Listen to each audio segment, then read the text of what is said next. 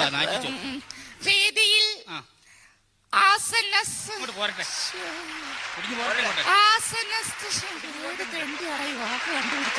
വേദിയിൽ ആസന്നസ്ഥനായിരിക്കുന്ന നമ്മുടെ ബഹുമാനപ്പെട്ട മന്ത്രി, മറ്റ് വിശിഷ്ടാവശിഷ്ടങ്ങൾ. ഞാനിവിടെ വന്നപ്പോഴ് എന്നെ വളരെയധികം പുകഴ്ത്തി പലവരും ഇവിടെ സംസാരിച്ചു. സത്യത്തിൽ ഞാൻ ഒരു കാര്യം നിങ്ങളോട് പറഞ്ഞുകൊള്ളട്ടെ. ഇദ്ദേഹം പറഞ്ഞതുപോലെ ഞാൻ വനിതകളുടെ മാത്രം മെമ്പർ അല്ല, ഞാൻ പുരുഷന്മാരുടെ കൂടി മെമ്പറാണ്.